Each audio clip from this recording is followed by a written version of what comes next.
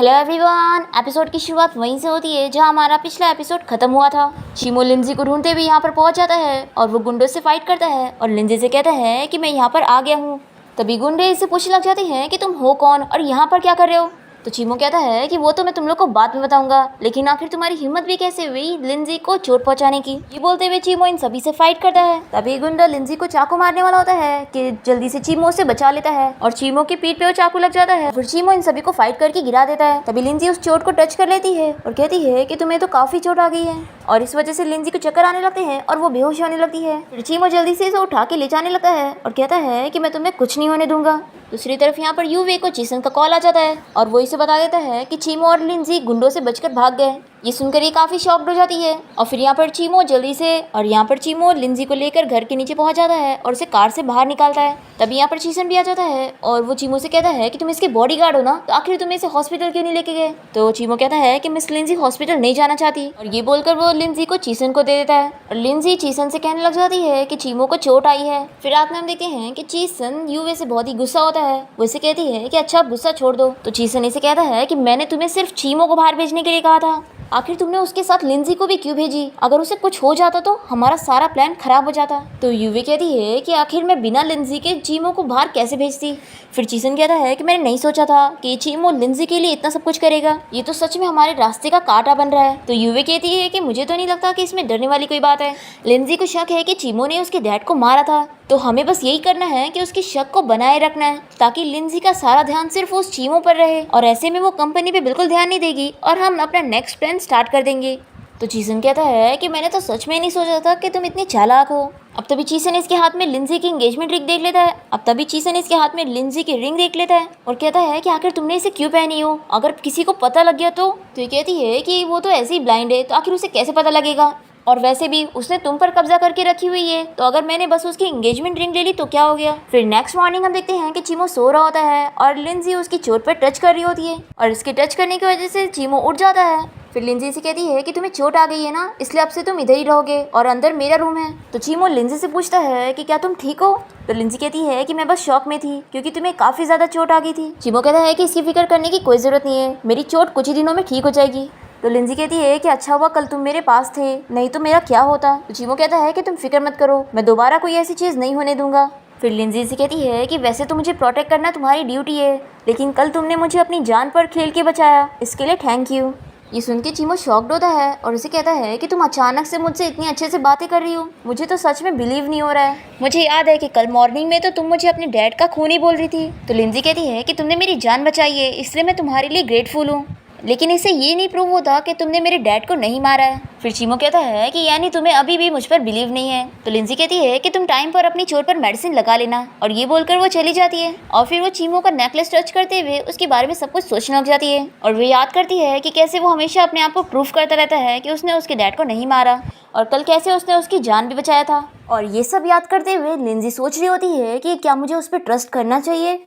और यहाँ दूसरी तरफ चीमो रेस्ट कर रहा होता है। तभी अचानक से यहाँ पर उसका फ्रेंड आ जाता है और चीमो इसे देखकर पूछता है कि तुम यहाँ पर क्यों आए हो। तो ये कहता है कि मुझे जैसे पता चला कि तुम्हें चोट आई है तो मैं यहाँ पर तुम्हें देखने आया हूँ कि तुम ठीक हो कि नहीं। तो चीमो कहता है कि मुझे तो कुछ नहीं हुआ, लेकिन तुम यहाँ से जल्दी से जाओ। तो चीमो का फ्रेंड उसे कहता है कि मैं यहाँ पर तुम्हें वापस ले जाने आया हूँ। देखो 2 साल पहले उस लड़की का कार एक्सीडेंट होने वाला था और तुम उसकी जान बचाने के लिए बॉम्ब से ब्लास्ट होकर मरने वाले थे, और अब फिर से उस लड़की की जान बचाने के लिए तुम्हें चोट आ गई, इसलिए मैं तुम्हें यहाँ पर बिल्कुल भी नहीं छोड़ सकता। मुझे डर है कि उस लड़की की वजह से तुम्हारी जान तो चली जाएगी, इसलिए तुम अभी मेरे साथ चलो। तो चीमो से कहता है कि मैंने कहा ना कि तुम्हें मेरी फिक्र करने की जरूरत नहीं है। तो चीमो का फ्रेंड कहता है कि नहीं, मैं तुम्हें यहाँ पर नहीं छोड़ सकता, तुम्हें चलना होगा। अब तभी इतने में यहाँ पर लिंजी आ जाती है और इसे देखकर ये दोनों ही साइलेंट हो जाते हैं। लिंजी यहाँ पर आकर चीमो से पूछ रही होती है कि क्या हुआ, तुम क्या कर रहे हो। तो चीमो कहता है कि मुझे कुछ नहीं हुआ, तुम बताओ तुम यहाँ पर क्या कर रही हो, तुम्हें रेस्ट करना चाहिए। और ये बोलकर चीमो लिंजी को ले जाने लगता है और अपने फ्रेंड को इशारा करता है कि तुम जाओ यहाँ से। पर चीमो का फ्रेंड तो सोच रहा होता है कि मैं यहाँ पर चीमो को नहीं छोड़ सकता हूँ, नहीं तो ये कोई मुसीबत में पड़ जाएगा। फिर हमें नेक्स्ट मॉर्निंग में दिखाते हैं कि चीमो लिंजी को ब्रेकफास्ट टेबल के पास लेके जाता है और फिर वो उसके हाथ पकड़ने लग जाता है। तो लिंजी पूछती है कि तुम क्या कर रहे हो। चीमो कहता है कि मैं तुम्हें खाना सिखा रहा हूँ। तो लिंजी कहती है कि तुम्हें मुझे सिखाने की जरूरत नहीं है, मैं खुद कर सकती हूँ। तो चीमो कहता है कि अगर तुम खुद ही कर सकती तो कल तुम जलने वाली ना होती। फिर चीमो को इसे देखकर तरस आ रही होती है, वो इसके हाथ पकड़ता है और इसे कहता है कि अब से मैं सारी खाने की चीजों को एक पोजीशन पे रखूंगा। ताकि वही सेम पोजीशन होने की वजह से तुम उन्हें ढूंढ पाओ। और फिर चीमो इसे सब सिखाने लग जाता है कि कैसे वो कितना हाथ बढ़ाएगी तो उसे स्पून मिलेगा और कितना हाथ बढ़ाएगी तो उसे मिल्क की ग्लास मिलेगी। और वो इसे इतनी अच्छे से समझा देता है कि लिंजी खुद से ही टच कर लेने सीख लेती है और वो खुश होकर इसे कहती है कि देखो मैंने कर दिखाई। तो चीमो भी ये देखकर स्माइल करता है और इसे कहता है कि तुम तो सच में बहुत ही स्मार्ट हो। अब तभी इतने में मेड यहाँ पर आकर लिंजी को बताती है कि मिस्टर चीसन ने बताया है कि वो आपके डैड की फ्यूनरल की तैयारी करवा रहे हैं, इसलिए आप वहाँ पर आकर प्रोसेस में हेल्प करवा दें।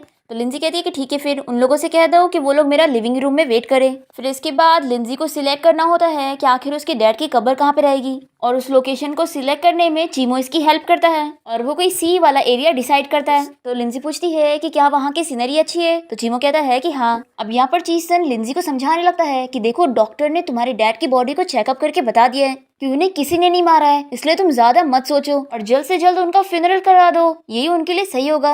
तो लिंजी कहती है कि ठीक है, फिर आज ही हम डैड का फ्यूनरल कर देते हैं। और फिर ये सुन के तो चीसन बड़ा खुश हो जाता है और चीमो की नजर इसी पर होती है। फिर रात में हम देखते हैं कि लिंजी अपने डैड का फोटो देखते हुए रो रही होती है और वो कह रही होती है कि डैड आज मैंने आपको बरी करके आ गई और आज आप भी मुझे छोड़कर मॉम के पास चले गए। आपने कहा था कि आप मुझे छोड़कर कभी नहीं जाओगे और हमेशा मेरे साथ रहोगे।